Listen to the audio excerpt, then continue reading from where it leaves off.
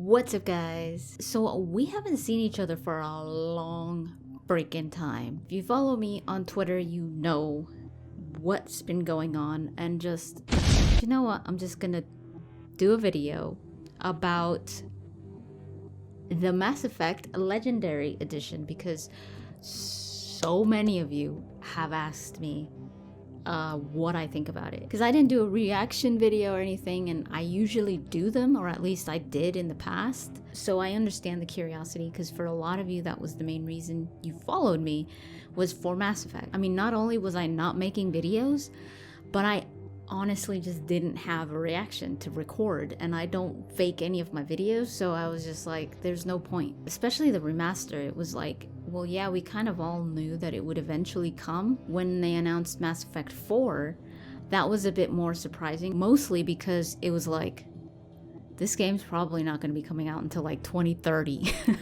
They're probably just in the concepts. They're working on Dragon Age. They're working on the remaster. And who knows what's happening with Anthem. So yeah, those were the main things that I was thinking about. I wasn't like excited about it, like, oh my god, another Mass Effect. You know, I was just like more thinking about why they announced it. Like, I was like, why now? Casey and Mark Darrah leave on December 3rd, and then on December 4th it's Dragon Age Day. The Game Awards was like a few days later. I think it was definitely strategic, where it was like, okay, let's announce that this day, and then we'll just announce good news after. Which makes sense, because it's like, you don't want to lose your fan base, you don't want to lose your customers, so it makes sense in a business mentality. I see video games differently now. I see them more, I don't see them much as a gamer anymore. I see them, I guess it's because I understand how they're made now, and the gaming industry has grown so much from what it used to be, that now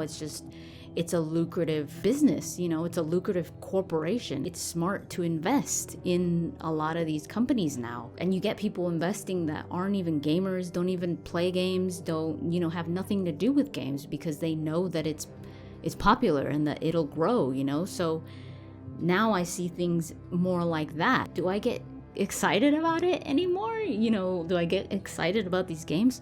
I do, but I get more excited when they're gonna come out. So once they're out, it's like, yes, I want to play this game. But where it's like, am I gonna follow the development of this game anymore, and I'm like gonna make all these speculation videos?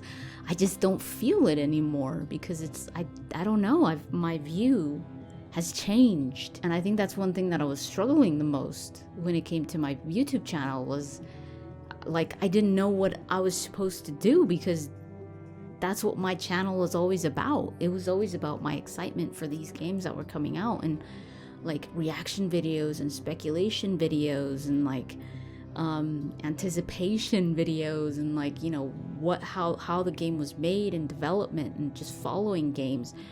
And now I've kind of just taken a step back and just don't really want to know anything about them until they're basically out. So am I going to play the Legendary Edition? I think it was the trailer, because the teaser didn't show anything. It was a hype trailer, basically. It was just like, oh, this fun music, and, you know, ooh. I felt like it was a bit disappointing, just because they didn't show enough of Mass Effect 1 on it. You know, later on, someone was like, oh, well, there's a comparison video where they show a lot of the things that they're changing. So it wasn't until then, when I saw the comparison video, that I was like, okay, it looks pretty different, you know. And I say pretty different just because I'm kind of taking into consideration the mods that are out there, especially for Mass Effect 1, for PC. So you know, some of those mods make the game look pretty freaking good. So I have been comparing it to that specifically, because it's like, do I get it, the Legendary Edition, or do I just play the PC version modded? But then I found out that they're not just changing the graphics, they're upgrading a lot of things. Like when it comes to the HUD, they changed some of the UI. They made things very similar to Mass Effect 2, some things even similar to Mass Effect 3. That's the part that I want to know more about. That's what's going to make me decide whether I'm going to get the Legendary Edition. I heard that they changed a few things when it came to the weapons, because in Mass Effect 1, depending on the class that you were limited to the weapons that you could use, which is very typical of older RPGs. Like, let's say a Biotic would not be able to use a sniper rifle. A Biotic would only be able to use like a pistol, or else you'd have issues with aiming and like recoil and stuff, which I always thought was cool because it really made you unique in the party. I kind of like that. I like the idea of specialists and how you can't just go willy-nilly and you know, be whatever you want. But I think they're going to change that, so I guess that's cool for people that never liked that in Mass Effect 1. And I know that a lot of people are like talking about the changes when it comes to like the censorship and like the one image that comes to mind is Miranda's butt, like in your face, that weird camera angle in Mass Effect 2. It was like, but I always thought it was like whatever. I thought it was kind of funny, but I never really took any of it personally, and I never really saw the company as, you know, stating something about themselves or like saying, this is what we like and this is what we think of women. I tend to have very an open mind when it comes to video games. I like when games take risks. This is rated mature, and you might be seeing some booties and some boobies and some other things, including killing people, which is in pretty much every game. The thing that annoys me about that is that now that's what we could expect for the games that are to come. So for like Dragon Age, like I get when it is appropriate to be careful and to treat things, you know, topics with respect and stuff, but sometimes it's just taken a bit too far, and it's like,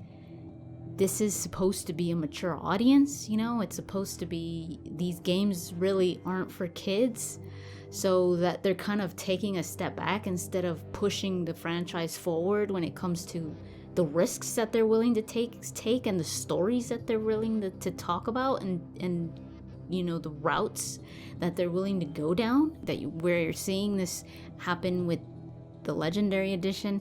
I can't help but think that it's going to be done with the rest of their stuff, and I don't know, that kind of doesn't sit well with me, because it's like the stories that you tell and the images that you show shouldn't really define you as a person. They should define the story that you're telling, you know, the reason that you're telling it, and the reaction that you want to get out of people. Because if you don't want to get a reaction, then what are you doing in this industry? You guys can definitely tell me what you think. This should be a safe place to share your thoughts in the comments down below.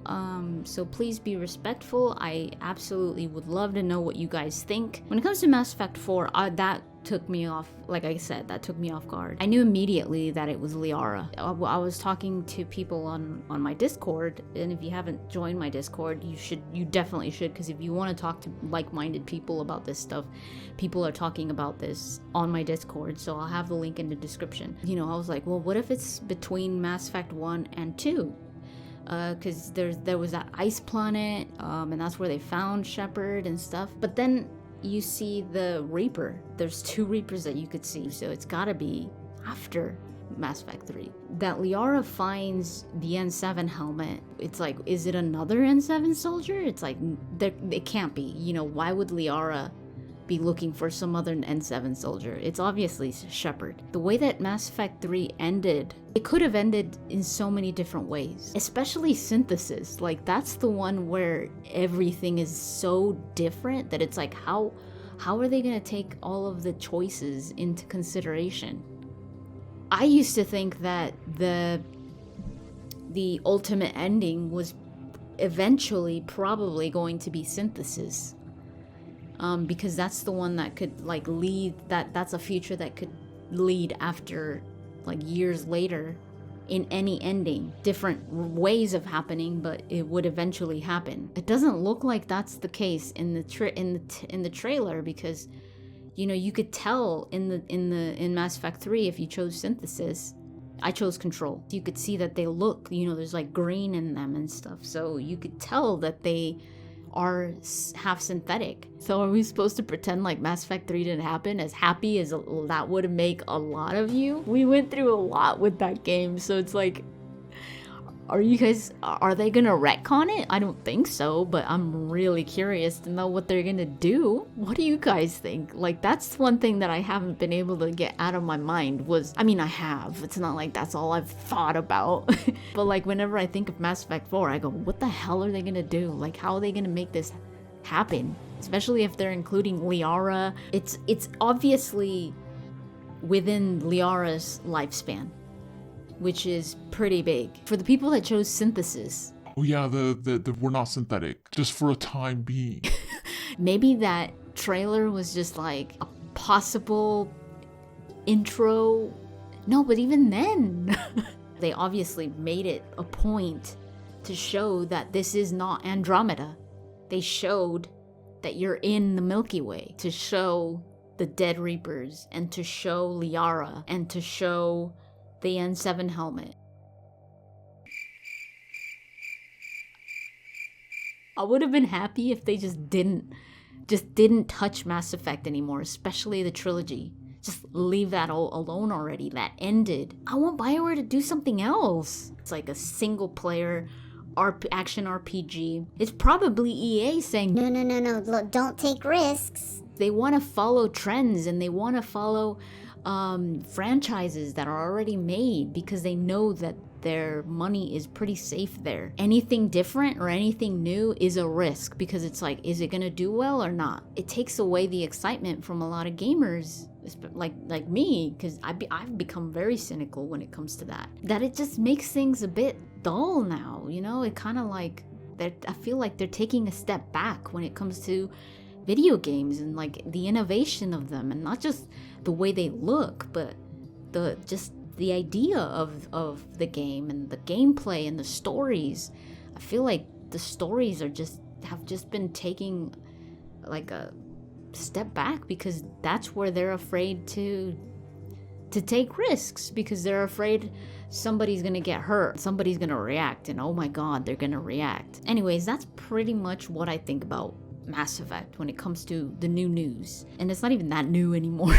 So I'm not gonna sit here and tell you what's gonna happen, what's on the Legendary Edition and the speculations of Mass Effect 4, because honestly I don't know what the hell they're gonna do, because I'm confused. Please follow me on my Discord. Got some great mods that are taking care of that, because I've kind of taken a step back with everything that's happened. There's a good community there. Nobody has been misbehaving, so again, it's a great place. That's pretty much it, guys. I hope to see you guys soon. So thanks so much for watching, and I'll talk to you guys later.